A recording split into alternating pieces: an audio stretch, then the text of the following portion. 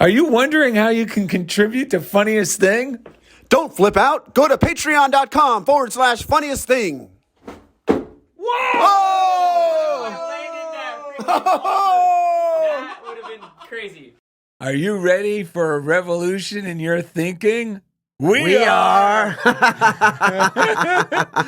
Welcome to Funniest Thing with Darrell and Ed. Yes. I'm Darrell. I'm Ed. Today's show is Look to Your Inner Wisdom with Michael Schoonover. Let me switch glasses for this. The more active we are in living a life directed by spiritual principles, the more miracles we will experience. We all know people who, whether they call it God or conscience, seem to naturally trust and follow their inner guidance, which never fails to bring more good into their lives. Then there are those among us who seem to have always doubted ourselves and acted more out of fear than faith. Here's the good news. God's guidance, our inner GPS, is always connected to spirit and is available to us all here and now. When trusted and followed, this guidance leads us to greater good. On this episode, Darrell and Ed encourage listeners with examples of how to access and build the confidence to follow God's guidance. And during the second segment, divinely guided Unity Minister Michael Schoonover enters our coordinates with today's reading guidance. Are we going to kick it off with some good readings? Well, there's a lot of things to kick it off with because we have new mugs. Oh, mug shots. Our new segment, Mug Shots. If you're not on YouTube to really partake of mug shots, You're covering the mugs on your mug shot. There you go. I'm still learning since it's a new segment. Get on YouTube, Funniest Thing with Darrell and Ed. Like and subscribe there. You can see the mug shots. My mug comes with a story, which is it's my son Elliot and the man named Notch, who is the person who created Minecraft. He has one word name? Notch. Like Madonna and Prince? Yeah. I don't know what his real name is, but his programmer name is Notch. And he we've always kind of let the childlike joy that Elliot had lead the way, you know. Well, he's the example of what we're all trying to learn My son, with today's episode. Or Yes. both of these guys, actually. 'Cause Yes. Notch made Minecraft, which is $1 billion product, while working at another software developer. He just made it for fun, and it just took off unexpectedly. He had no idea that it would, and it turned into $1 billion thing. My son, we decided to go to Minecon that year in Orlando, Florida in 2013, 10 years ago. We never did a lot of vacations just because we like to hang out at home and relax. But my son really wanted to go to Minecon, and we went. And I didn't know anything about Minecraft. It was a super inspiring thing, learn about this guy. But the day before we went, it was like the evening, like an odd time, we went to register, and there you have. We saw a man walking through the lobby drinking Starbucks coffee, and It looks like Jeff Trujillo. Yeah, it looks like Jeff Trujillo. And it's funny you say that. I have Trujillo vibes with this shirt and hat. But anyway, so he turned out to be Notch. He was so kind. It's just cool because I had no idea who he was. That's why it worked. Yeah, he took a picture with my son Elliot, and now it's on this mug that my mother-in-law Linda, put together. So that's my mug. What do you got? I really don't have a mug story. This is just my new favorite mug. It's from Best Friends Animal Society. Well, we can. On the back it says, "Save them all." We get to use this as a moment to dedicate the show to Enzo, who just crossed over. Yes. Was that yesterday? Yes, little Enzo. We've had Enzo live with us for 16 years. We got him when he was tiny. He was the size of this mug. He was I think he was too soon to even be taken away from his mom. Yeah. And we had a huge dog compared to him named Gabby at the time, who used to be our postal pit bull. Right. And when he was a tiny little thing, I was worried because he could fit in her muzzle, like in her mouth. Oh, yeah. And I thought she was going to go like a cartoon and swallow him. And he loved her so much and had no idea of her, the possibility. Or maybe he just sensed that she was sweet because she had a tail and it would always wag. Yeah. And he would attack the tail, Aww. grab it, swat it, Yeah. get his sharp little cat fingernails in it, and she would just keep wagging. Oh my God. Yeah, he was an amazing cat. And then he became a cat who we were just saying before the show started, we taught him to use the toilet. Yes. Because I don't know if any of you have cats. The litter box is like normally the game changer for most people. True. And it's quite an undertaking, that litter box. Aromatic. Yeah. Aromatherapy, as Ed refers to it. Right. So we actually, Enzo taught Enzo. He learned like in less than a week. And from then on, he used the toilet. And when a cat uses a toilet and you walk in on a cat using the toilet, it's the same as like when your mind and your whole demeanor reacts as if it's a person. You feel just as embarrassed, and you're like, "Oh, sorry." And I'd often accidentally walk in, and he'd just look at me over his shoulder, like, "Oh boy, I'm using the toilet." Yeah. And he would call when you came He would come when you called his name, and he was just amazing. He learned how to climb.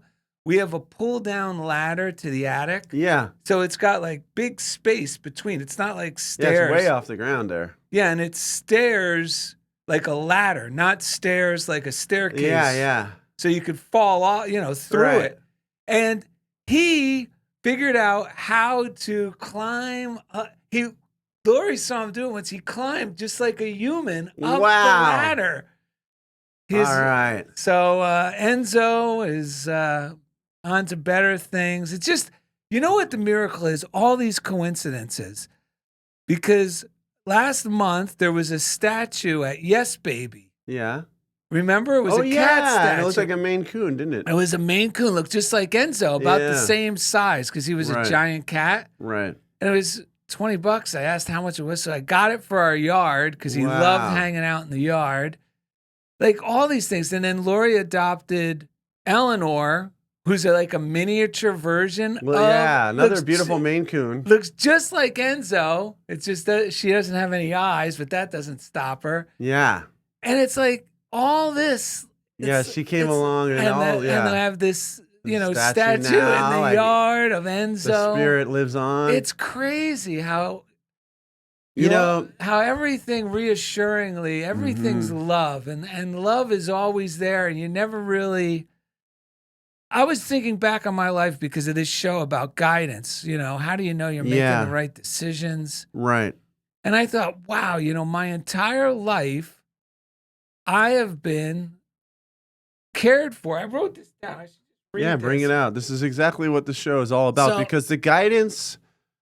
It's not like a movie where there's a soundtrack and there's the camera's showing you where the guide. I mean, you have to learn how to tap into it in real time. And that is the trick to living this way.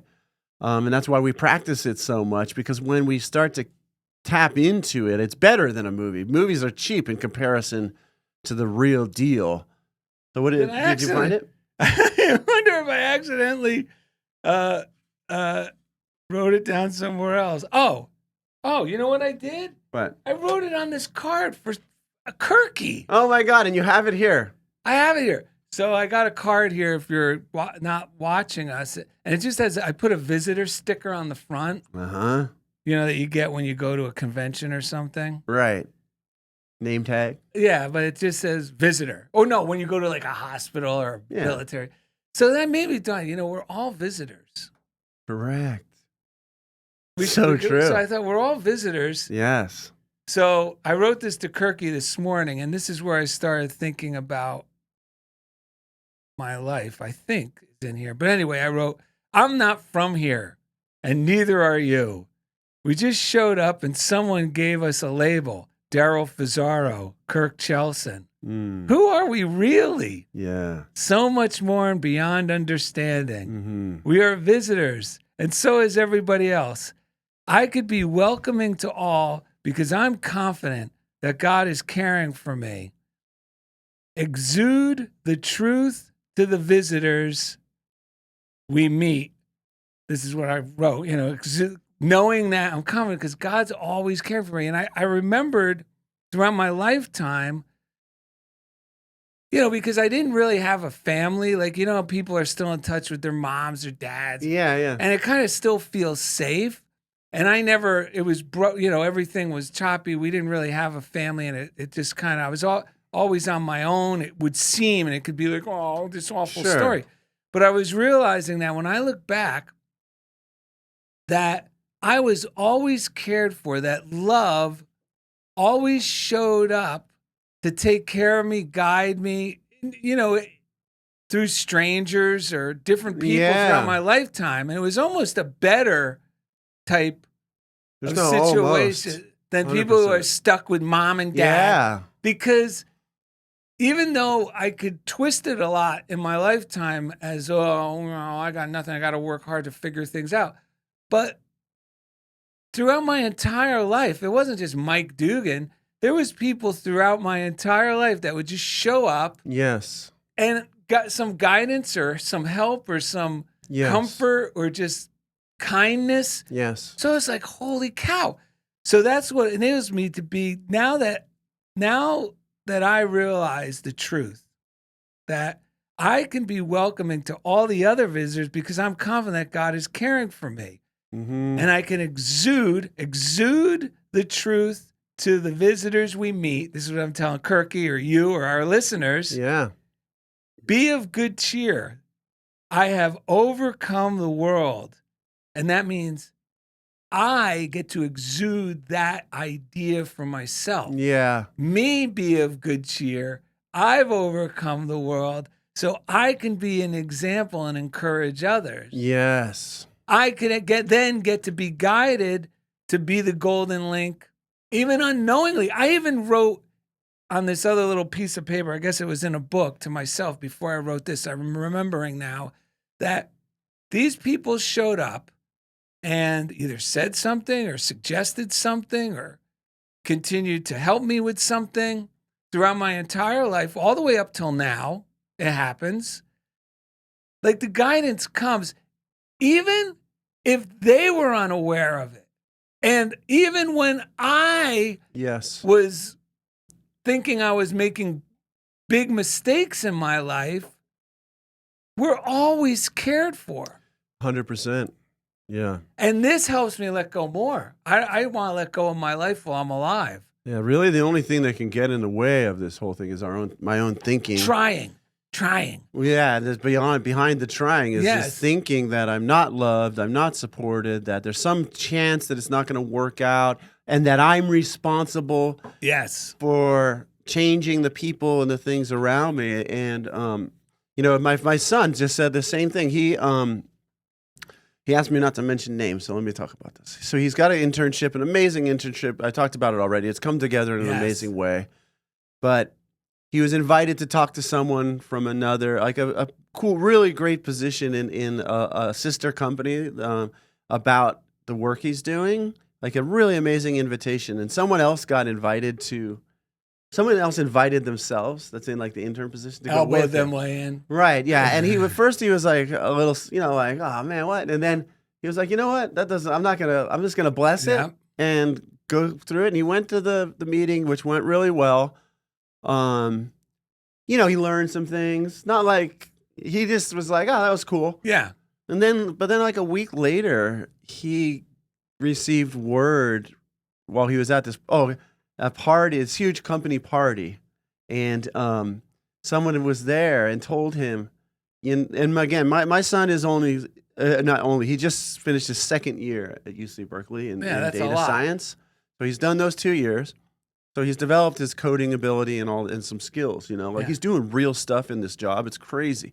Way more real than he would be learning sitting in a school. Oh, So he went to a party after he had that meeting and blessed it and, and let go of any concern about that other person that why tagged. did He they just elbow let the their whole way thing go. in? Yeah. He was at a party and someone said, that person that met with you was so impressed with what you had to say that if they had a job open, they would hire you right now. And it wasn't just like blowing smoke. He was saying, so my son's part of his dream is like, well, maybe before this is done, I'll have a job and not even have to go back. Probably will. And he told me, he said, Dad, this whole thing is blowing my mind so much. And it made me think of just what you said. He said, I thought to myself, how have I always done things? I've always just done what I, felt inspired Yeah. to do, and there was always something there that Yeah. led me to the next thing, to the Yes. next thing. It was so cool because I don't sit down and go, I'm going to teach my son new thought, or you're a unity. I don't tell him anything. I don't label it Yeah. anything except living it, That's sharing that's it. the best way. And, I was really blown away because Kathy Norman on her talk said that in the metaphysical night school teachings that Of Jesus would Jesus. teach, he would teach one thing in the day, and then at night, where women weren't involved, there's Yeah. only men. It was the more traditional people in the day. But she said at night, it was said that there was this night classes where everyone was invited, and it was the more metaphysical, kind of practical, like what Unity originally was Yes. about, teaching that stuff. And she said it was called the way. It was simply called the way. Way. And what blew my mind is that that's what Taoism, one of the words for the Tao is just the way. It's just, this is the way things work. And if we flow with it and trust it, and a lot of undoing of trusting these fearful untruths that have been, that have gotten planted in our mind. We've like Bashar said that, the Darrell and Ed channel is Bashar. The guy, to you, I say good day. Yeah. And he's an amazing guy. If you've never seen him, he's on YouTube. Videos, Bashar, Darrell Anka. If you just put Bashar, there's something else that comes up, but Bashar, Darrell Anka. But he said something great on this short, which was, throughout our lives, we pick up baggage, thoughts that feel bad and heavy. They don't really belong to us, sometimes even psychically. And we always talk about this. In your environment, we pick it. And he said, the thing to remember is that if the bag belongs to you, it has no weight. If it's your thought, there's no weight attached to it. And that's been my indicator lately. And it hasn't made it easy, but it's made it easier to go, okay, Ed, whatever you're thinking right now feels bad, heavy. This can't be yours. And I've had to have a childlike approach to it, rethinking almost my whole sense of who I am, what I'm responsible for, and just stay with it. This can't be mine. If it's heavy and it feels bad, even if it's but so-and-so did this, and I'm going to, no, it is going to feel good when I stick it to him. That's not really feeling good. That's an adrenalized rush, and things can get done that way, but there's a more magical way where we're trusting this loving guidance that actually feels good. It's when we do the show. It's funny. Yeah. There's a Chinese saying that goes perfect with what you just said. Bashar said, tension is who you think you should be. Yeah. Relaxation is who you are. That's it. And relaxation, if it's who you are and the kingdom of God is within you, then that means you are following the path that the Christ within you, that Jesus was talking about. It was so obvious to the awakened mind that when our minds are crowded and clouded by these things, these false identifications, it seems super complicated, but it is not. I was talking to Indy and Darrell before the show. After the show, when I'm in what we call Jesus land, we're both high and so happy. I just see the good in life. I don't have to struggle for it. I don't have to do any tricks. It's just that's why I believe that's why Charles Fillmore called it unity, why they chose that term, because it's a way of seeing. When we are seeing through the lens of unity, it's not tricks. No, it's not. It's being awake to what's really going on. You know what? I found this.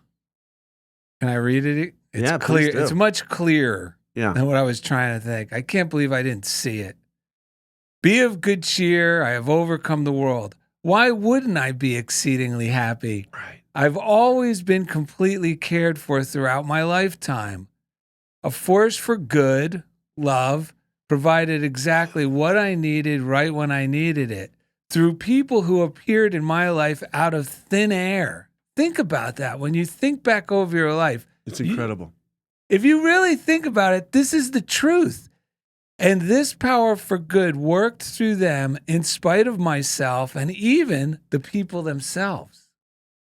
I would love it if the listeners and the viewers take a time during your week or pause it now and just see if you think, because in my mind, sometimes there's parts that go, I was never one of those people, or it's easy for you. And no, but take some time to look at your life through this lens and see Even if you're reluctant, just bless it Yeah. and just be open to the idea, because what will happen is your consciousness will start, even if in the moment you can't remember, you'll start going. The next day, all of a sudden, you're like, wait, I remember that person. Yeah. And you'll start to remember, and you'll start to see a very different story for your life. So I think that would be a good assignment for Yes. people Yeah. to look at their life and tell it through that lens, which might seem like wishful thinking at first, but then the more you start doing it, the more you go, wait a minute, this is actually This is what actually has the been truth. going on the whole time. Yeah, because we can all change that same story and go, oh, nothing ever. I had it rough. Yeah. But once you look back, because I look back and I go, wait a minute, I can't really say I had it rough. Yeah. I mean, I know people love to hang on to that crap. I don't want to anymore. You know what got me thinking about this? Kirk and I were talking, Mm-hmm. who we get postcards from, who I wrote that postcard to, Yeah. matter of fact. And he was even saying, he goes, it's all just a story we make up about Yeah. our pasts and our life, even in the present. Mm-hmm. And he goes, you could just tell yourself a better story. Mm-hmm. But it's even better than that, because we're not making up a false true, like a false positive story. We start realizing, no, the negative hardship story I was telling myself, I really cannot validate it or subscribe to it anymore, because the truth is, I'm here right now doing what I'm doing with you. Right. And everything in my life has shown up serendipitously. People show up out of thin air. None of it was willed. And anytime I did try to will it, anything, then I could look back and go, well, those things never worked. Or trying to figure out. Yeah. You can't figure out any of this. So the sooner you can surrender, Yeah. I'm saying this for me, the sooner I can surrender in each moment and say, okay, I wonder how God or who or what, Right. it always shows up Yeah. right when you need it. Someone will materialize. We got to switch from, it's not a serious pursuit. It could be a sincere pursuit. That's a different story. But like I was talking to someone who didn't want to get too woo-woo with their spirituality. They're telling me, and it's like, well, I got news for you. God lives in the woo-woo. Like the real Woo-woo. stuff is out there, When we did this, Michael Beck, let's thank our Patreon people. Yes. Contributing, paying for the studio, and just helping, like really just making this show happen. We've been doing a prosperity class on Tuesdays for those people in the evening, Yep. afternoon. And this week I really want to get what do the people that are on the call think about prosperity? Not our ideas, but what are they, help people tap into their own ideas. Yeah. So I thought of those Michael Beckwith 4 questions, visioning. We walked through it with everyone. One is like, what is Spirit's highest vision for my life right now, or something like that. Is it one of those papers? Is this it right here? Oh yeah, this is it. Just read it, because it's important that they hear these. Dude, is this it? 'Cause this is a great No, wait, tool. This isn't the one. Thought you had it. Do a I'm quick sure look I up. have it somewhere, but I'll just look it up right here. Yeah. So you can look it up too. It's Michael Beckwith 4 life visioning questions. And they'll pop right up. Yeah. Beckwith was on our show. Because what you got to do is really expand your vision. And that's why it's called New Thought, I think. 'Cause Yeah. you got to get some new thoughts in there. Yes. And so how do you do that? Because sometimes it can feel like we're trapped in the old ones. It can really feel that, like suffocating. So the 4 life visioning questions, at least the version I found, was, what is the highest vision for my life, work, and team, or whatever you want to ask? What wants to emerge here? That's the key. What wants to emerge? Who must we become to manifest this vision? That's number 2. What must we let go of to bring this vision fully into being? And you'll be surprised That's delightfully 3. by what comes through. Yes. And then what strengths, capacities, and talents do we already possess to make this vision a reality? And for me, the last question, what came forward was, what strength, capacity, talent do I already possess? Is to have fun. The inner voice told me, you know how to have fun, but a lot of times you pretend you don't because you're afraid you're going to offend someone. Oh, that's the best thing this whole episode can say. Can you repeat that? Yeah, it said, you know how to have fun, So stop pretending you don't know how to have fun for fear of offending people. That's it. That's the pill. Yeah, and that's the lubrication that makes the guidance work, that helps us access it. If it's not fun, if it feels, remember like Bashar said, if it's heavy baggage, if it's a job, if it's a podcast, if it's a relationship, it doesn't mean you have to run away from the job, podcast, or what relationship. It means the bags that we're carrying around it are not our own. The thoughts that we're looking at it through, something's been activated in our consciousness that's not actually in alignment with who we are. When we put that down and look at it through that lens, the relationship's going to transform in a delightful way. And whatever it looks like, it doesn't really matter because it will be an expression of love. And that's the main thing. And I just want to... Yeah, this is good. And then we'll say a couple things and we'll get out of here to the break. So Alan Cohen, July 26th, has a reading called Pygmy Thoughts. Be not content with littleness, a course in miracles. So don't be content with littleness. And don't worry, you're not content. If you're living in littleness, there's some part of you, whether you're admitting it or not, is not content. Yeah, you know what we're talking this about. This really could say, we're never content with littleness. Yes, I agree. We can't be content with littleness. Breeding for smallness is a symbol. No, let me start here because there's a story, but we're going to skip that part. When we believe in lack and act as if it were so, we manufacture a world smaller than the one we were born into and generate a new wave of little thoughts that lead to even more limitation in our experience. Eventually, we live in a tiny world, miniature in comparison to the world we're intended to enjoy. Jesus taught, "To him that hath, more shall be given, and to him that hath not, even that which he hath shall be taken away." When we think magnanimously, we expand our universe, and when we think small, we shrink it. Let us open our minds to the highest potential that we may enjoy all that is available, which is what the show is about. He has a prayer. I pray to think with you. Now, this is an inner you. This is not some outer. This is I pray to think with you. We're saying to our own. That's really when we hear people say, you got to trust yourself. Yeah. This is what they're talking about. I didn't know that when I was young. Yeah. People would say, Darrell, you just got to trust yourself. I'm like, are you kidding me? Yeah, I can't trust me. Yeah, we were still thinking, Yeah, but the truth of it is that means this self within that inspired those joyful hunches and nudges. They could actually say to you, get to know the self that you can trust and stop believing in that crappy one that you think you can't or whatever that you're identifying with. Let me just read this. I pray to think with you that it may live in the largest universe possible. My magnificent thoughts create a magnificent world. And we got to read these out. We got to get through this stuff, man. But wait, aren't you going to read those other two? Because they really are. All right, good. but let's also do this and then we'll read this. Oh, yeah, we'll read that. Because I want to get Schoonover in here. Yeah, we're going to get Schoonover. Kirky postcards. I'll choose one. If you want to send us something, funniest thing. Wait, P.O. Box 1312, Culver City, California 90232. Indy's Hot Pockets ready. Where's this thing at? Right here? Wait, there it is. Indy's here to tell us. Yeah. What's your Hot Pocket? Pepperoni. All right, finally. Hey, let's thank you over here at Chobo Studios, chobostudios.com. How you doing, Indy? Doing great. This is a great episode. That bit you mentioned about, fear of just offending people by being yourself. Yeah. That's I felt that for sure. Solid gold dancers. It is solid gold. Yeah. You've been doing a ton of work here at Chobo Studio. How's that feeling?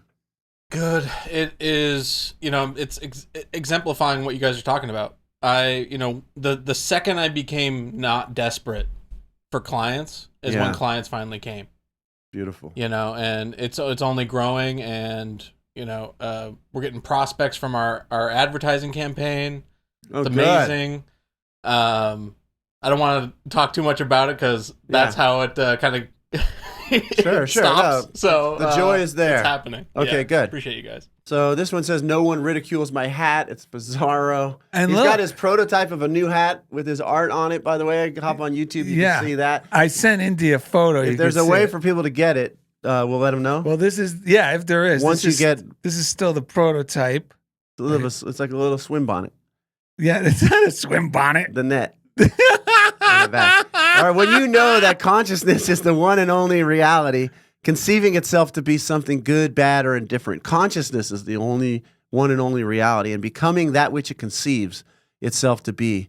When you realize that it's the only reality. Because this goes with what Alan said. Then you are free from the tyranny of second causes, free from the belief that there are causes outside of your own mind that can affect your life. And this was the inspiration for our opening. Yeah, there's a stamp that he made. We made a little promotional thing about are you ready for a revolution in your consciousness? Rod Schweitzer was the one who read it on there. Yes. It's great. Okay, so funniest thing, P.O. Box 1312, Culver City, California, 90232. Please send us something. We'd love to hear it. We'd love to read it on the air or just hear how you're applying these principles. Lynn Ellen said, Dear Darrell and Ed, I wish to thank you for another stellar show with Beth Porter. As always, I feel like my tank has been refilled after listening to you and your guests' thoughts, ideas, and wisdom. Beth was so brave to appear on the show so soon after passing of her best fur friend. Wow, and I truly enjoyed her thoughts on living without doubts. Isn't this crazy? Yeah. Her dog passed away the day before the episode 2 weeks ago, and then Enzo passed away just yesterday. It's amazing. Thank God we have this show to keep us in that joyful consciousness instead of hanging on to milking situations that don't need to be milked. Agreed. And she said, thank you. Yes, I'm including Indy for another heartfelt show. Lynn, P.S. I would enjoy the red carpet spray recipe if you're able to share. Many thanks and peace. I have the recipe here from Nancy Norman's joyofliving.org. If you go to the website, you can join their Infinite Prosperity class on Thursdays. It's 4 a.m. or 4 p.m. Pacific, 7 a.m., 7 p.m. Eastern, and it's really inspiring. And so I asked again for the red carpet spray, which is it just feels good whatever you believe about it, you spray it in your face. And for me, it's just the smell and the way it feels and then when you just say red carpet, red carpet, red carpet, it's fun and it makes you feel like I think you think it's fun because you always try to spray at my eyes. True. That's another fun thing you can do with it. And they say, no, this is red carpet spray. So you use 4 ounces of Heritage Store rose water. So it's rose water. She likes the Heritage Store rose water. And then 8 drops each of Bach flour, which is larch, walnut, wild oat, sweet chestnut, and rescue remedy. So there's these things, little bottles called Bach flour. You can buy them different places. Look it up. That's how you make it. You put it together in a little bottle, spray it, say red carpet, red carpet, red carpet. I've already shared how even without believing like this magic, amazing things have happened because it's your mind where the magic is happening, that shift in your mind. Let's thank Chief Engineer Jeff Comfort because each week he takes us right into the comfort zone. Yeah. Frances Wilshire in her book Secrets, which was originally, I think, maybe in 1940 or something, published 41, she says, when your intellect and your intuition agree upon a thing, it is the most powerful thing you can have. For your intuition is your soul telling you, through you, that you have the thing you want or that you are the way you want to be. And your intellect does not argue back, but accepts it with childlike faith. Fun, fun, fun. It is this childlike consciousness that knows nothing is too good to be true, that the better it is, the truer it is, for it has just left the mind of God. Yes. The better it is, the truer it is, for it has just left the mind of God. The reason you are desiring it is because it's so near to you. The stronger your desire for it is, the nearer it is to you. It is this state of nearness to spirit that counts. So it is through me, your childlike spirit of play, that you enter into the kingdom of heaven. Now that's the key. To that childlike spirit of play, that's when these divine ideas come. John Cleese, and I've been practicing this since I heard him say it several weeks ago. He does a lot of talks on creativity. Right. You can find him anywhere on YouTube. But he says, these divine ideas, these creative ideas, they can only happen, and they will happen in the relaxed state, where you don't give a hoot about offending anybody or anything, and you're just allowing yourself to play. He goes, that's when the subconscious, the higher self, can speak through you. Well, that's the true indicator of faith, which is joyous expectancy, yes. right? So Ernest Holmes, and we'll have Michael Schoonover on in a minute here, said in a reading that Michael sent us, Faith, the Way to Life by Ernest Holmes, said, every legitimate desire we have already has an answer in the spirit. while faith or belief causes it to respond to us. What you're saying.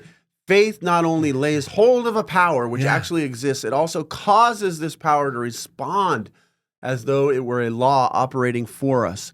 Somewhere along the line, we shall have to surrender our weakness to its strength, our fear to its faith, our lack to its abundance. That's when we relax. I mean, in the Tao Te Ching, I just remember this. He said, like, we got to become like a low-lying valley, because then all the truth flows. Like the master does, to become like that low-lying valley. Then all the light and the truth flows. Emmett Fox says, dig your ditches, create the space into which the light will flow. We don't have to pretend to be it. No. Relax into it. Become low and relaxed and open, and just let it flow in. And the good news is, when it flows in, who are these guys that sang this mantra before we go to the break? Collective. They were group of collective souls. Wow, that's exactly what Abraham Hicks and Bashar, I think, channel. And it's what Unity's all about. Yeah, collective souls, unity. So collective soul said this. So this is our three breaths. It was a little bit tweaked in the final recording, but this was the original lyrics. And this is the tool that you can use with any thought that's not your own, baggage that's not your own, creeps in. Right. This is the practice. It can also be the thing when the inspiration comes in. You right? Yes, and it just comes in. All right, so let's take a breath. Don't worry about it. Don't speak about it. Turn your head now, baby, just spit it out. Don't worry about it. Don't speak about it. Turn your head now, baby, just spit it out. Don't worry about it. Don't speak about it. Turn your head now, baby, just spit it out. You know? That was the best way to end this segment. I know, because you know what? When you let the good just speak, don't speak about, oh, there's a part of me that thinks maybe. Just say it with authority, baby. Let it rip. Let the guidance come through and share it. Yeah, or if any negativity goes, well, I don't know. They might think this. If I act too happy or if I do this, people might get... No, don't think about it. Just spit it out. Coming up next, Divinely Guided Unity Minister Michael Schoonover enters our coordinates with today's reading guidance. Thank you for listening to Funniest Thing with Darrell and Ed. Where are we at? There he is. All right, welcome back to Funniest Thing with Darrell and Ed. We were just talking on the break. This show's gone nothing like what we thought it was going to go, but that's the way guidance works. It's like our rational mind can resist it sometimes, because even when we study this stuff, we think we start to know how the divine is working, but we never really do, because it's the divine, and there's a receptivity required to go, wait, I know it's working. How is it working? I'm open. I'm open to seeing that. What were you going to share? Did you talk about the cats yet? No, if anyone's on the YouTube, if you're watching on YouTube, you're probably wondering what these cats are back here. Yes. Which is perfect for Schoonover, because he loves cats. Well, and yes, we all love cats on this episode. So tell us about this painting. Well, the owner of Yes Baby Vintage is opening up a new shop, which is an antique mall. So there's going to be several vendors in there. A vintage mall. A vintage mall. Yeah. So she had this canvas painting, which is a photograph on a canvas of twins, some odd-looking twins. Almost like The Shining. Yeah, but they're not. They're from they're from like the mid-1800s, one of those old photos. Yeah. So she said, I thought this would sell. It never sold. I think you need to put something cat-like on it. So I said, okay. She gave it to me because she said, well, it's like a commission. Right. So we'll split the proceeds when it sells. She told me, that's great. So I took it home, and as you can see, it's been modified. And the two twins now each have a little like cat bonnet, Catwoman type mask on. Yeah. Like a variation that I thought would look good on them. Right. And then I just added a third character, which is their trusty cat companion. Yeah. And the one girl has a little bell in her hand, which in my mind, my imagination was, this is a little superhero trio we've never heard of.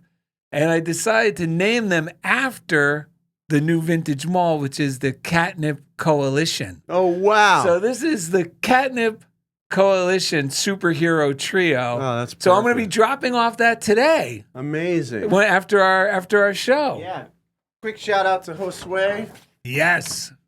He is a big fan of the show, and he has been making some art. We're working on some new promotional material. So, again, if you're on YouTube, check that out.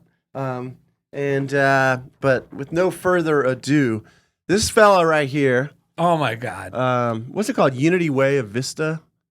Well, if What's it's the name wrong, of your he'll church, tell us. Michael? It's Unity Way Church. It's just Unity Way Church. Unity Way yeah. Church, but it's in Vista. Yeah. Yeah, but so Michael Schoonover embodies the truth teachers who started Unity, which is he has all of this truth, and he sends it out just out of the love and the Just desire. like the Fillmores. Just like the Fillmores. We get it each week. We share a lot of it on our show. Indy gets one, correct? Yeah, there's many others. Our friends Kathy and Nancy are out there reading theirs, and the Normans. And that's Darrell and I were talking about this on the way over here. That's what our show is as well. We live this way. We share this stuff. We prosper. Not even necessarily through the same channels through which we create or share it, but our lives improve so much that we prosper. And there's a reason why people like Michael Schoonover are sticklers in a way to the principles behind all this stuff. Not just because it's old. Like some people will say, oh, it's like, he's into that old-timey stuff. But It's not old-timey stuff. My understanding of Michael is that he's into the principles behind this stuff and wanting to stay true to these principles. Would you say that that's true, Michael? No, I believe so, and because I think truth is eternal. Yeah. Yes. Truth is really ageless. And sometimes we articulate it in certain ways. I think that we're talking about guidance. It's a self-guidance that we have to activate, and it's usually dormant within us because as children, it's domesticated out of us because we're really children. We're taught to be seen and not heard, or we're really trained to be people pleasers. They don't say that, but that. And that really is where the ego gets much more voice. And so we do have that part of us. The Buddhists say, people live basically from the belly button down. Feed me, make me happy, that's all that matters. But when you meditate and really start awakening the truth, this divinity within you, which is a way. Interesting, you're saying the way. In the book of Acts, the first Christians they call themselves the way. Isn't that amazing? And so, because it is a way of truth. And actually the word in Aramaic, where Jesus says, I am the way, the truth, and the life. The word way means method. So truth is a method really of self-actualization. And because we're here to awaken ourselves. We'll have an influence, of course, of the world around us. But like I always say, we have to be our own self-savior, which means we need to know how we're wired. And we need, if you have a prayer practice or meditate, it puts you back into that alignment of that self-guidance. You catch yourself faster. That's not going to work. Because the ego puts salt in their wounds, or you tell them you listen to me next time. That doesn't really help anybody. I mean, because with counseling, I always say you can say anything, really, but you don't have to say it corrosively. Because what we do, I found in my experience, people hide behind the words with their real emotion. So it's, are you going to sit down? Or are you going to sit down? It's a huge difference. And that emotional nature is where our feeling nature is, and there's so much power in that. And that really taps into that subconscious mind within us. Because as you know, the older teachers taught 90% of our life is controlled by our subconscious mind. The new research and data is 95% of our life is controlled by our subconscious mind, which means our 5% of awareness, that's not much. So we don't really know what's going on under the hood. And as you know, it's through our subconscious, because consciousness originally when we're born is birthed out of the subconscious. When we pray, we're not praying to some outside deity. We're really praying to the point of our soul, which is located in our subconscious. So people say, well, you're always talking about consciousness and subconscious because it's so important. Yeah. Because a lot of it we take in around our environments or loved ones. And, they did the best they could, but some of the training is not really the best. It's like fear. Fear is a motivator. I just don't think it's the best motivator for us. And I think it saps our energy. But we live in a world, in this third dimensional world, that is it's built on fear and duality. Get yours while you can. Screw your brother. Let them take care of themselves. And I think with these teachings, and that's what I think about law and principle, you don't need to make the law or principle work. You just need to surrender to it. And so I believe when we say let go and let God, or we're relaxing, we're more receptive to what the good is already there. Because sometimes people have a problems with forgiveness, or they don't like the word renunciation or relax, or, I can't let them get away with it. You can't get away with anything. We will live in a world of cause and effect. And it's not our duty to marshal that out. And truth teaches, I just need to worry about myself. Yeah. I have to keep myself clean. I need to know where's my intention. Do I really need to say that? The church I went to, I was a Calvinist. They always used to say you can say anything as long as it's true. I don't believe that. I believe it might be true, but is it the right thing to say? Yeah. Because there's where we go, and that's why our relationships get all screwy. And again, it comes back to a self-inventory for ourselves. So much of our journey is a self-renewal. Like you're saying, you're talking about revolution. Revolution is like a re-evolution. It's like Fillmore would talk about a regeneration. We can only regenerate or have a re-revolution if the divinity is already within us. And of course, in Genesis, it says, we're created in the image and likeness of God.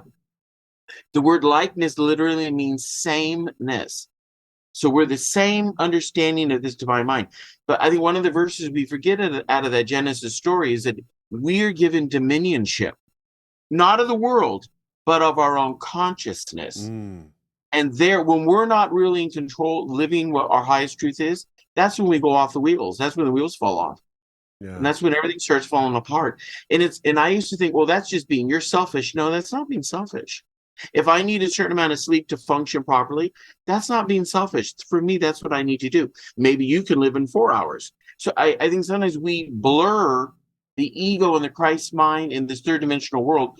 That's why I like when Jesus said we're supposed to bring heaven to earth. Yeah. Heaven is an orderly place. The laws are always active. We're not supposed to bring earth to heaven. Thank God we can't, because why would you bring chaos to something that's already working in oneness? Right. And so that's that self-guidance. I think the hardest thing is to trust yourself, like you say, because the ego is usually loud. Well, are you sure who you are? Who are these people? Yeah. The truth is the truth. And it's like with the Tao or the Gita or whatever philosophy you're studying or rooming. If you really aren't in an unconditioned state, it's like divine ideas. Fillmore used to say this all the time. Whatever your idea of God is or divine ideas, they're not big enough. Whatever your idea of truth is, it's not big enough. We're talking about the total expansive, this divine mind, cosmic, the Milky Way, all history, all everything. We dumb it down in ourselves, and that's part of I think part of the purpose of a prayer practice is to keep expanding, become more aware. Because as you guys know, people who are in this journey of truth, we're all empathic. Yes. We're all empathic. And we're taught kind of as young, or at least I was, put a lid on it, children to be seen and not heard, that bunch of bones. Yeah. Now, I understand there's a proper time. I understand that. But when you put a lid on your emotional nature, you are asking for troubles. And it doesn't happen right away, but it builds up. And that's why I love Joseph Murphy, who had the same Kabbalah teacher as Neville Goddard, is that you need to really believe in yourself. But what are you habitually doing? Habitually. Yes. Because it's the everyday thing. See, if you only do a prayer maybe once a week or so, or whatever, you're thinking about prosperity, it needs to be consciously within you. It's always there to do the right thing. Yeah. And it's the little things like letting the person get gas before you, or letting the person check out before you. It's the little things. And that's, I think, the habitual part is the harder part, because when our special chair and our prayer cushion, I had a quote a couple weeks ago where the man was saying, most of our insights don't come on the prayer cushion, but off cushion. And I think that's kind of, meditation is so important, but I think we're supposed to live the truth. Yeah. That's the method that we have. And to me, if you surrender to the truth, and again, too, when you say law or principle, the law is absolute good.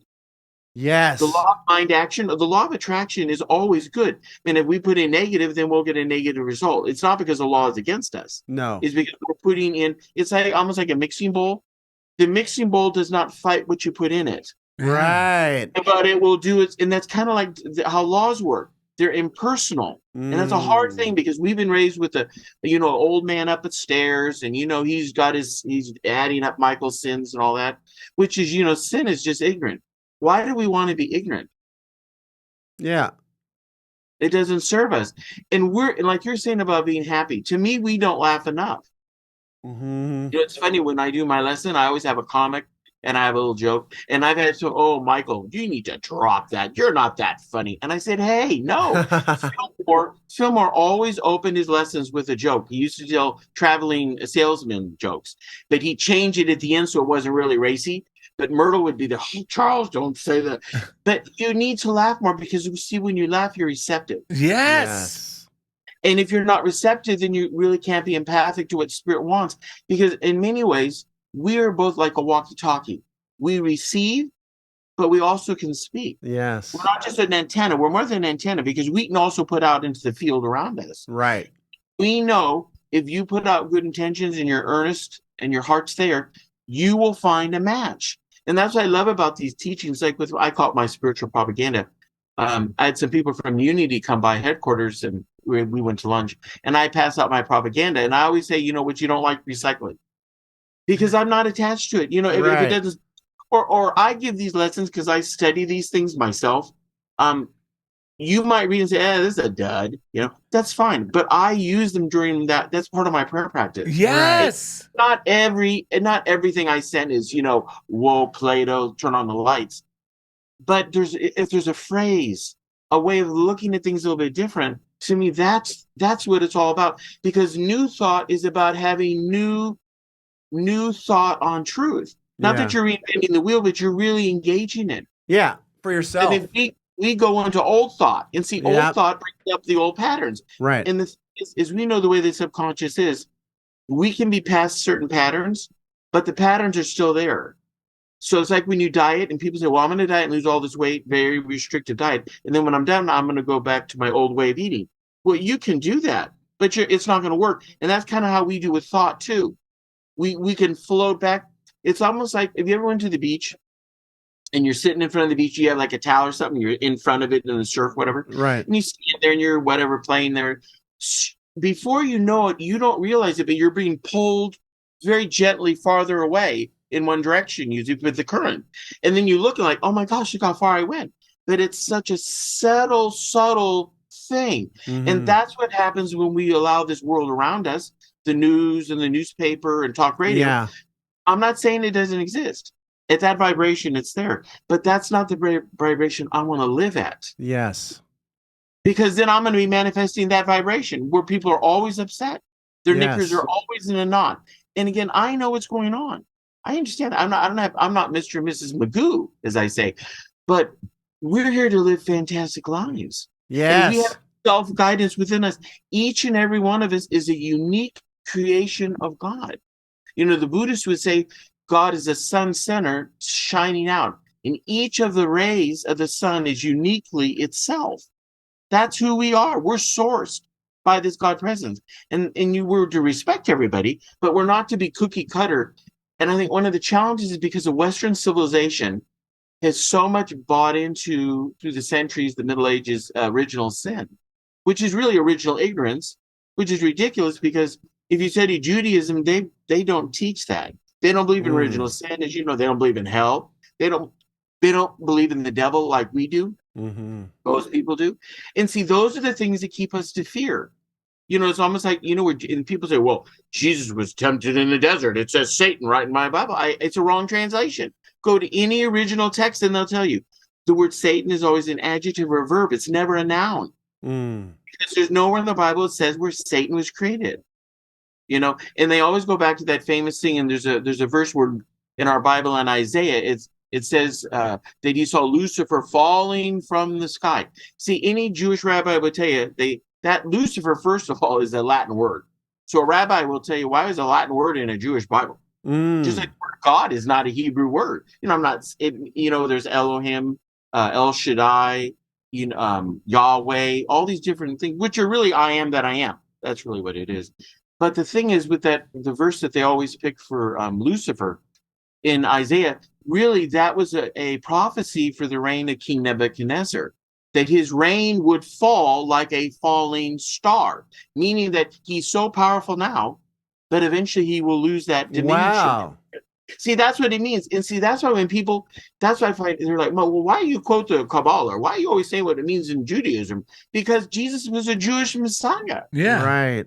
I'm not making this stuff up. And people, well, it doesn't matter what they think. I'm like, well, why? Jesus is the Jewish Messiah. We believe he fulfilled those prophecies. Right. Let me pause you right there, because you've said like so many amazing things. I noticed you wrote something down, and so I want to digest some of the things that you just said, Michael.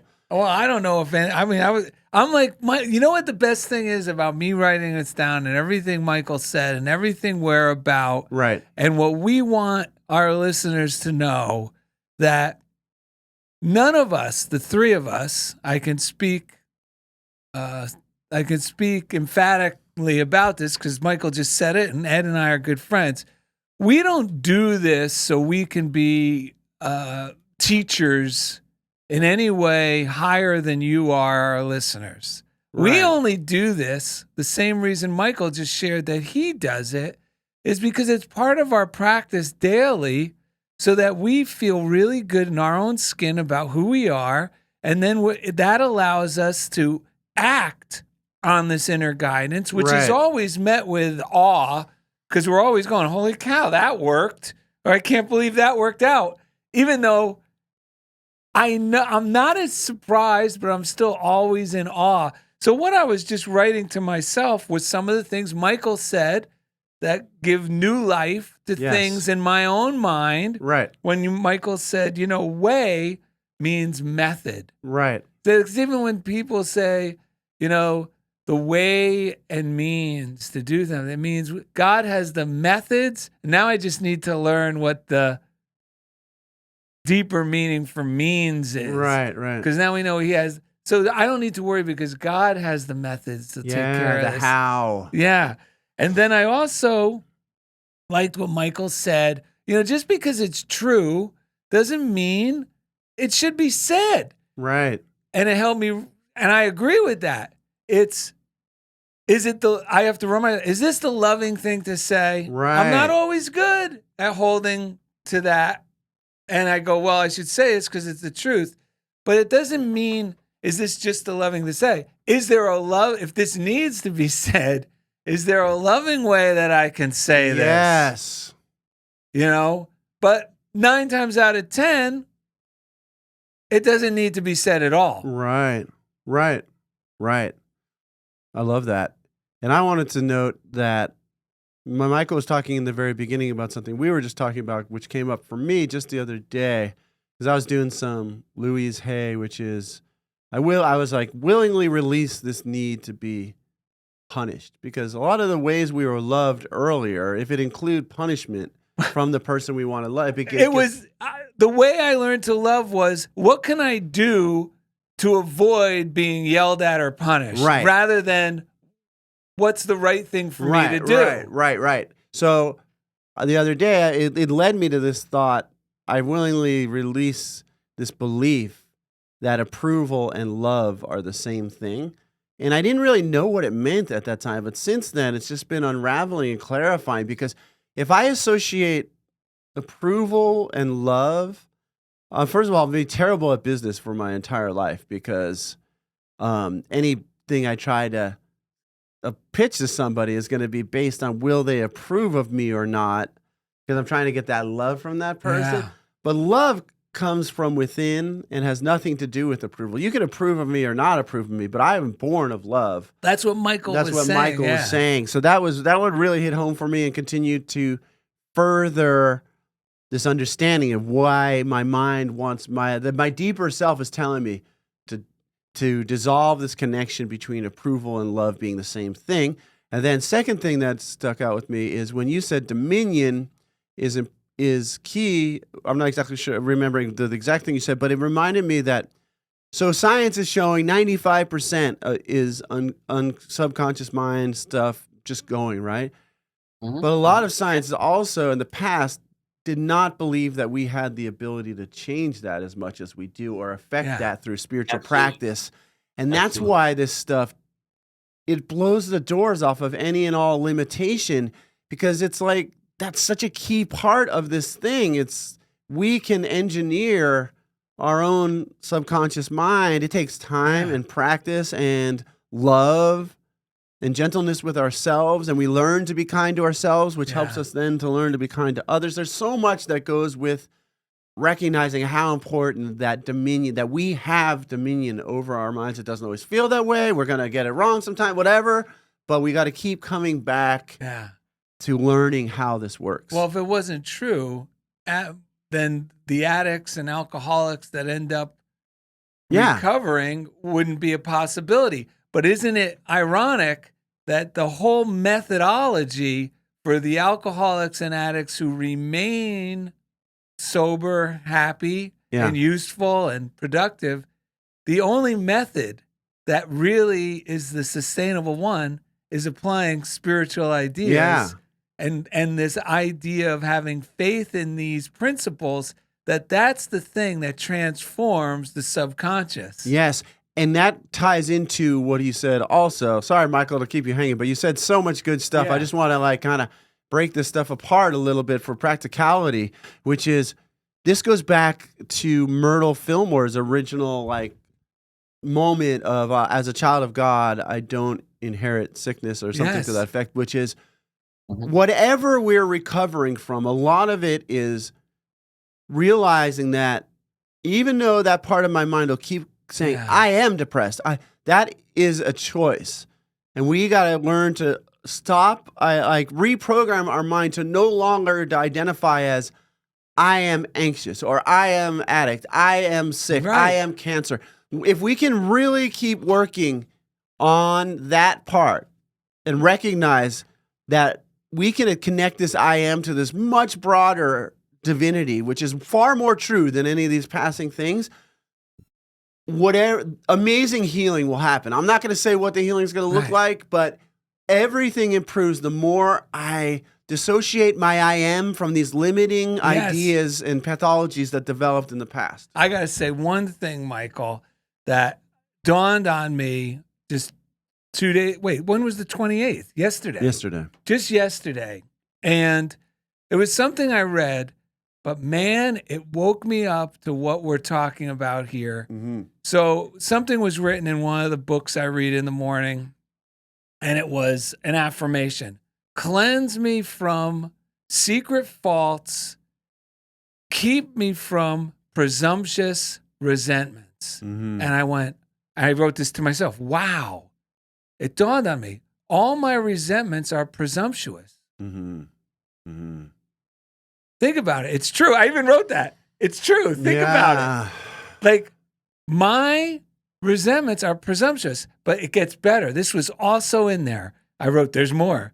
You do not need to resent the person who troubles you. Instead, you can overcome the resentment in your own mind, which may have been aroused by that person. Yes. So I said, holy cow, the resentment is a little area in my own subconscious mind that I arouse when I become presumptive about others. Yes.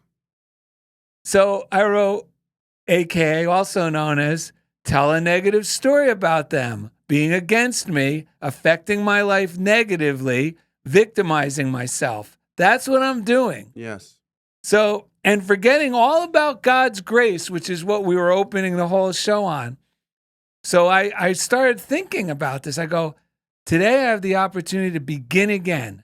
And anytime you think of resentment, try this. Just realize, no, the resentment isn't about them.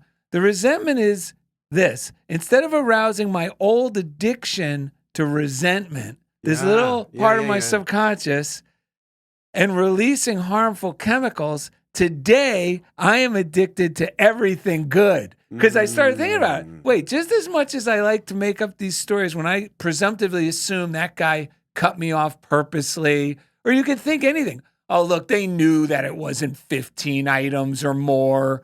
You know, that it's always presumptive. Even what you're thinking about your wife, your spouse, your in-laws, the resentment is just a presumption that wakes up this little resentment thing. Yeah. So I wrote, rather than around, I start looking for good blessing events in people. So when I start to feel I'm getting presumptive about someone, this is only between yesterday and today, I'm using this tool. No, I'm going to bless this instead. Yes. Bless this rather than arousing resentment. And this is now where I get addicted to the good thoughts. Yeah. Because once we start blessing people, you get that good feeling. It feels great to bless and feel and forgive. It feels great to see myself fit and vibrant and healthy instead of going, oh, I don't know what this back is. Is Right. it ever going to go away, this Right. backache? No, that's being presumptive. That's arousing these old addictions to, like you're saying, like to make that choice not to want to feed on those chemicals anymore. And instead today I'm addicted to everything good. And I came up with these two questions. If you're stuck, how would I feel if the problem was resolved? Yes.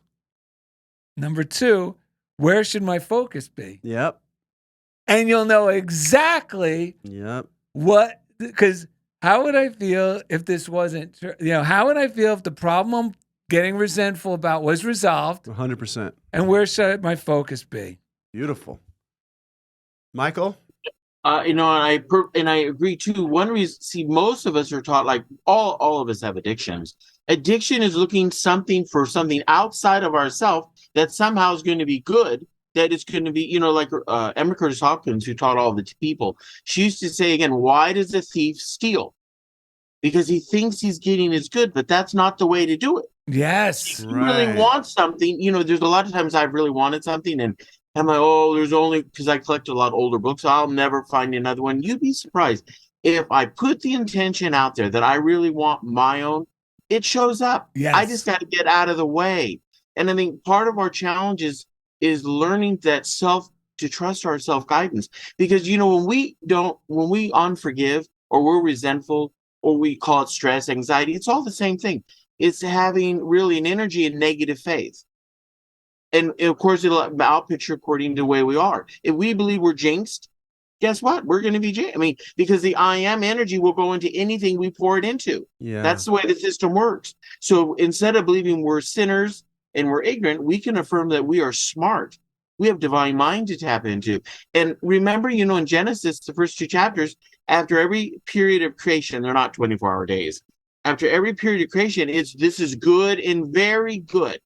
Nowhere does it say this is bad and this is even worse. Right. See, that's what we add. This is like, I believe, why we can do healing. The atomic structure, the atoms, the molecules, the ethers, quantum field, whatever you want to call it, it's basically a neutral, I think, like a transparent plastic. And if you go back to that level, then you put the idea or thought and feeling in it, it can recreate itself because it's just a false image. Being sick is just a false idea. Yes. And see, the thing too is, when we don't practice forgiveness, because I could nurse a grudge better than anybody. When you don't want to forgive, you basically are putting yourself into separation. Mm-hmm. And that's the original sin of all, is being that we're separate. Yes. Remember the snake represents outside sensation is causative, which we believe in this third dimensional world. This is happening in Washington, D.C., so I had to be pissed. But what you really learn with that is that get down. Sorry. We love it. What you really learn is that you are the control and the master of your own life. Yeah. And you want to have the diminutive of your own life. Yeah. You don't want to control anyone else's life. You're a full-time job. Right. Yeah, when Darrell was saying that about I just have to say this, when Darrell was saying that about like resenting people cutting you off or whatever, it's really, and when you said original sin, we want people to know that's the original mistake we make in terms of who we really are. Yeah, every minute. And so this is what we don't see when we're mad at others, is what we're really doing is handcuffing our I am to the belief we are a victim and we are separate. Yeah. And it's so tempting, but it's just like we get this weird addictive pattern to re-handcuffing ourselves to that victim state. And that is why this mystical path is about letting go of those resentments and things and re-identifying, like you were saying. Yes. So, I'm sorry to cut you off, Michael. No, victims have no power. Mm-hmm. Martyrs have no power. Why do we want to live that life? Yeah. Horrible. I've lived that life. I've been the victim, or I was pissed off. I want everyone else to know I'm pissed off. Why? That's insane. Yes. I don't want someone else to know I'm so upset. Right. You know, it's so we're really a self job, you know, and that's why the idea of this divinity within us, it's the oneness we see in all people. And that doesn't mean we're going to get along with everybody. It doesn't mean that we all like the same color or the music, but we're not separate. Yes. I think that's the original ignorance, because sin really means ignorance. It's missing the mark. But as long as we believe in unity, it really radically shifts us, because we're all working under the same laws of the universe, like gravity. If I jump off the roof and the Dalai Lama jumps off the roof and the Pope jumps off the roof, right. Saddam Hussein jumped off the roof, guess what? We're all going to go down. Right. Because it's natural law. And to me, that's the universe, as you know, is neutral. And it, like the ancients would say, it's like a mirror. Whatever image you put in front of the mirror will not fight it. It will accept it. We need to know what images we want to put into our mind, because whatever they are, they will grow and will bring feelings. Yeah. And it'll so again, what we believe, you know, faith is believing in what you can't see. Mm-hmm. And what's really believing and not see is we have laws. We have all this stuff. I mean, and that's really what the teachings are about, liberation. Right. You know, some people say, well, I don't like that word salvation. You know, Jesus is a way shower. I said, do you want to be liberated? Jesus taught us a way to liberate ourselves. That's why he said, follow me. Yeah. And then somehow we get messed up with the image and all that stuff. Actually, that's what the cross stands for. The cross wasn't invented, you know, by the Catholic Church. The cross is an ancient sign. And really, it's crossing out what is error. That's really what the cross stands like. The first symbol of Christianity was the fish. In the catacomb. And that really is the third and fourth dimension, because we live in those different dimensions now, but we're not really aware of it unless we have a prayer practice. Yeah. Because then we become even more empathic. Mm-hmm. Mm-hmm. And we're here to live joyous lives. You know, you say the word grace. You know, in Paul's letter, and you see in his epistles and stuff, he says, the grace of the Lord Jesus Christ be with you. And what I was taught, grace was like clemency. You know, you got clemency from somebody, and so I'm still in prison, but I'm not going to die. The word grace literally is from the word charis, which means joy. So really what Paul's saying is, let the joy of the Lord, the joy of these teachings be with you. Yes. That's why he said, the same mind be in you that was in Christ Jesus. Yes. See, Jesus is not the exception. He's the standard. Like any mystical teacher, they're showing us the way, you know, but like in Buddhism, you know, the sign says 20 miles to Beverly Hills or whatever. That sign isn't the destination. Right. It's leading us forward. Yeah. In our journey on the way, we go forward, and we go through valleys and ditches. We go through all different things. The key is to don't put a tent up in the low places where we don't want to stay. Yes. Right. Because don't hang out at the signpost either. Yeah, exactly. No, well, it's almost like people become famous. They become famous, and then, well, I get the big house, the big money, the big car, and I have a lot of friends. Well, if you lose your contract, you got to pay those bills. There's a lot of money holding up those bills. Right. And that's why I always believe, too, if you're really a famous person, you have to be very careful of your inner circle. Because the tendency is, since you're paying their way and you're going first class and you're buying their clothes and you're somebody because they know you, you're not going to necessarily get a real authentic answer sometimes. Right. You need people in our life. I think all of us need people in our life to say, hey, you know, Michael, that's a little bit pompous. I think you need to really think about that. Oh, yes, Michael, what wisdom you have. I mean, that's the ego. Because, and I think part of that is meditation, to me, brings out our authentic self. Yes. That's our divinity. And, you know, Jesus said to love your neighbor as you love yourself. And I never liked that, because I always say you got to love them. But what I realized studying metaphysics, the highest understanding I have of self-love, self-appreciation, self-guidance is all I can share with anyone else. I can't give an energy that I don't have. Now that's not narcissistic. That's really the truth. Yep. I can't give what I don't know. Yeah. So this idea that I'm scum and you're perfect, Jesus never taught that. You know, Jesus said, be perfect as your heavenly Father's perfect. The word perfect in Aramaic means literally complete. Now, why would Jesus say to be complete if you're fragmented in original sin? The Jewish people have never believed in original sin. Now, that doesn't mean that people don't make mistakes. I'm not saying there's no Holocaust. I'm not saying that. But you'll never hear any Jewish rabbi say it's the devil did it. People can be selfish. We have a selfish nature, but we can overcome it. And really, that's the purpose of meditation. Meditation is not to become necessarily a medium, even though you become more in tune. It's to let yourself be at a higher vibration to live the life you want, because then that becomes your field of attraction. Yeah. And we all want good. Anyone that doesn't want good, they're living in a sanitarium. And that's not what we want to live. Well, listen, man, we got to wrap up this sanitarium in a moment here. Do you have that reading? Because I know you came up with a good old-time guidance reading. Because that Christ's mind is within each of us that we can receive the same guidance. And Absolutely. It works. It's amazing. It works here and now in Chobo Studios or in Vista or wherever we are, wherever you're sitting, wherever you're listening to this. This stuff is working for you. We are all famous people in the mind of God. We are all celebrities worthy of being celebrated. So let's hear this guidance reading, man. Okay, this is from May 17th, 1931. And the affirmation is, "This day my feet are directed into the path of light, peace, joy, and success." What a security we feel when we are sure that we are being directed into a path that has divine approval. Our cares and trials seem to be at an end when we realize that we are being led by Spirit into taking a way wherein we shall be attended by Spirit all along the road. Are you undecided today as to what to do? Does the decision seem to be difficult, a difficult one to make? Does your way at times seem to be a hard one to travel? Have you been going the way of sharp stones and bleeding feet? Then turn to the Spirit of Christ within you and ask direction.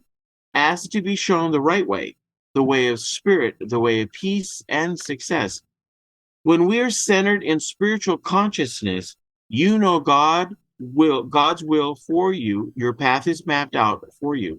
He attends you and makes your way easy. Your feet are kept upon the right path. You will not be uncertain about the future when you go the way of Spirit.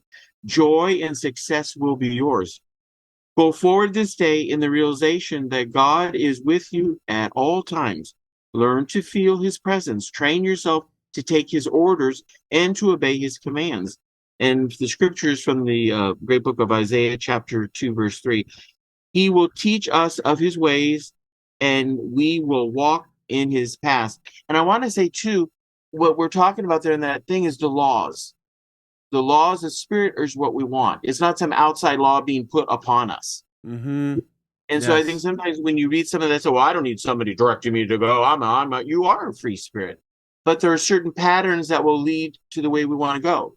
Yeah. You can get somewhere faster if you're on a freeway with concrete or asphalt than you're on a dirt road with a buggy. Yeah. You can still go there, but it's bump, bump, bump, bump. And I think the law is for us. That's the blessing, is you can wake up to it. Because I think sometimes in our life, we try to make cause and effect not work. So what will happen is eventually we'll get broken by the law. Right. Negative thinking, complaining, whining, bitching, whatever you want to call it. Even if it's true, it only leads to more of that energy. And that's not what you want. Yes. None of it's like that. And it affects our subconscious mind. And as you know, what we believe the I am, if we believe that we're going to be sick or something, or we believe we're going to have something happen we don't want to, it'll happen. Yeah. Because really the self-guidance of the Christ is a self-fulfilling prophecy. But we're the one writing the script. Neville Goddard is the last thing I'll say. Neville Goddard used to teach that we are the star of the play. We're on the stage, we're the actor, we're the script, we're the producer, we're the director. But here's the deal, and this is what our life is. When the actor leaves the production and goes to his dressing room, he becomes who he is, the I am again. You don't carry that character into your dressing room. Right. That's called insanity. And a lot of us have these crazy scripts we've written. Some of them are epically stupid.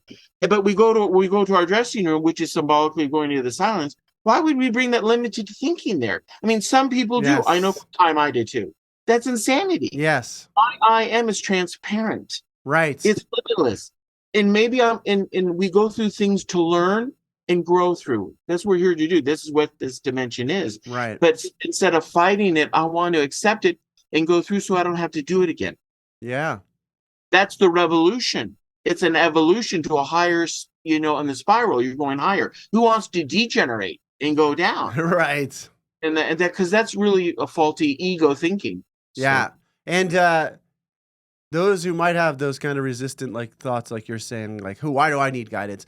The beauty of these things is you will feel more like yourself. Yeah. Even though it's a process of letting go of these ideas and going into meditation, I guarantee you'll come out feeling more confident about who you are and never less. Will you say just a quick affirmative prayer related to guidance, and then we're going to read this little story we have for you and get this thing wrapped up. You want me to say a prayer or something? Yeah, kind of tap us into guidance for everyone listening, because we've said a lot of things about it, but if you could just say a nice prayer for us to drop into that state, to be receptive and, slide into that feeling, it'd be great.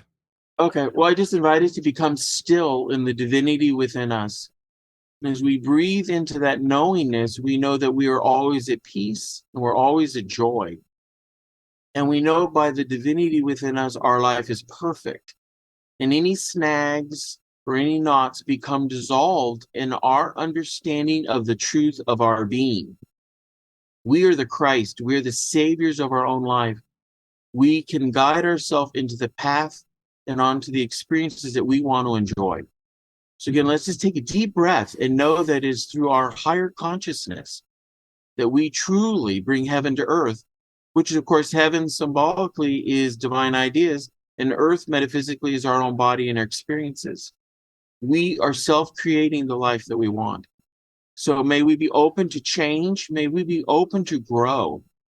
May we be open to be the light of our own life. And we just know this to be so by the power indwelling us. Amen. Amen. Wow. Man, earlier you said there's some people who believe that we live most people believe from the belly button down or whatever.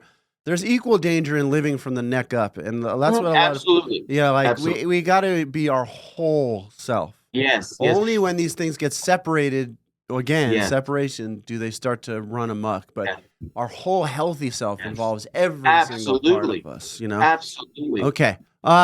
Unity Way, you can find Michael Schoonover. You can go on YouTube and find his talks. They're amazing. Thank you for coming on, Michael. We love you. I'm happy. You're such a blessing, and you really help me grow. You're teachers for me. That's amazing. I believe we're all teachers and we're all students. Because when I've had people say, well, I'm the teacher, you're the student, that's a problem. Because then there's more ego. We're all on this journey together. And you guys, you are a testament to the truth. And you're impacting people in ways you don't even know. And I think that's the power of living this practice. Because it goes forth in so many different ways and dimensions. And I'm going to say a thing. We say the word Jesus Christ. Jesus is the human. The Christ is the divine. We're Michael Christ. You're Darrell Christ. You're Ed Christ. Yeah. The human and the divine must be knitted together. And see, you're absolutely right. Because I don't believe we're here to know this truth and then live in a cave. Right. We're here to live it like Jesus went about doing it, to living it. And I think you're right. You need that balance. And it's, to me, meditation that balances. We're not here to escape the world. I think sometimes people want to escape the world. We're not here to escape. We're here to relish the foods and the music we like, the books we like, watching baseball, whatever it is. It's like if you want to be a good pianist or a golf player or an athlete, what do they tell you?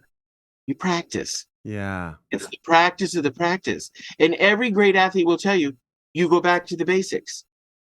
You see, and that's what, like the piano, they keep doing the scales. Right. If you want to be, you keep doing whatever your exercise are. And I think as human beings, that's why it's so important to have a prayer practice. Yeah. And whatever you decide that is. But I do say it should be different once in a while. Because if it becomes rote, you're la la la la la la. I wonder if the coffee's done. Or the beer. You want it to be that whatever that time is to be so sacred for you, because you're worth it. You are worth it. You're not here. We're not some cosmic dice thrown on the sand. We have chosen to be here. Yeah. And we do have challenges and growth, but you know what? It's when you meet people like you two. It's like when you discover these teachings, you change your life radically. Radically. Now there won't be Michael Wood, Hollywood sign on, up there. But it changes my life. We impact each other. And I think that's the beauty of these teachings, because if you apply them, they work. Yeah. If you're consistent. Right. And I just know you can't break law, and we live in a world of cause and effect. Yeah. And we believe in the law of circulation. Yeah. And so what we see, here's the thing. We circulate. You know, people say, be in the flow, be in the flow. But here's the deal. You can't be in the flow unless you release, because then there's a dam. Right. You know, we need the ebb and flow. And I think sometimes we need to remember that. That's that releasing. Like people in counseling will say, well, Michael, I have no more forgiveness work. I say, wow, that's great. What do you think about who's running for president?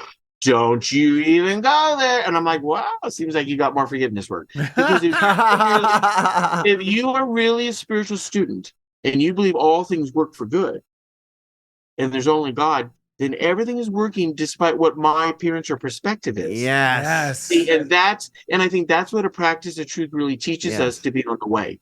The I am is the way, but you have to have the method.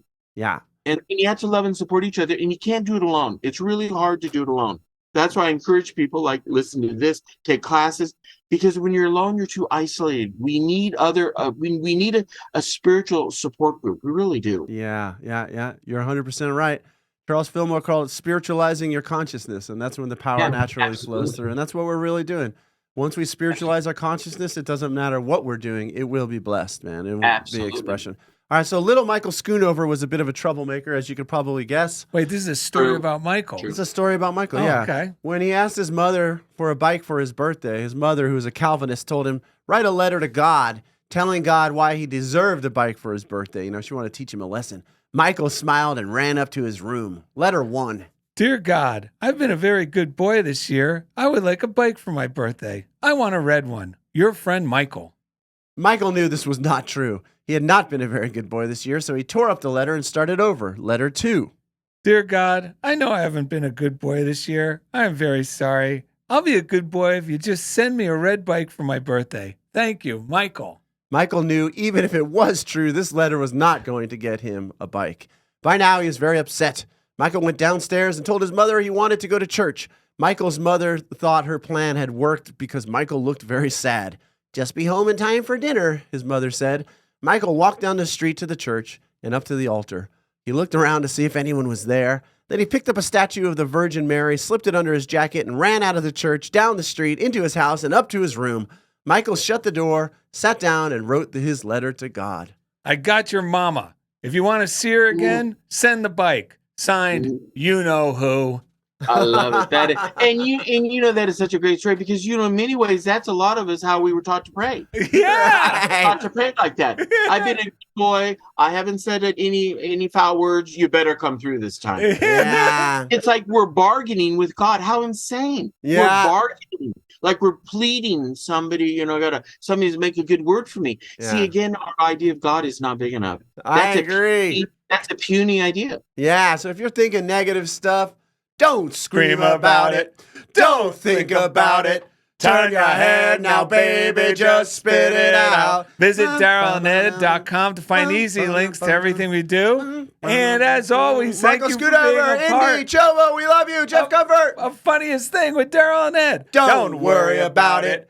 Don't speak about it. Turn your head now, baby, just spit it out. Woo! Great show, guys. Love you. I love you. Thank you.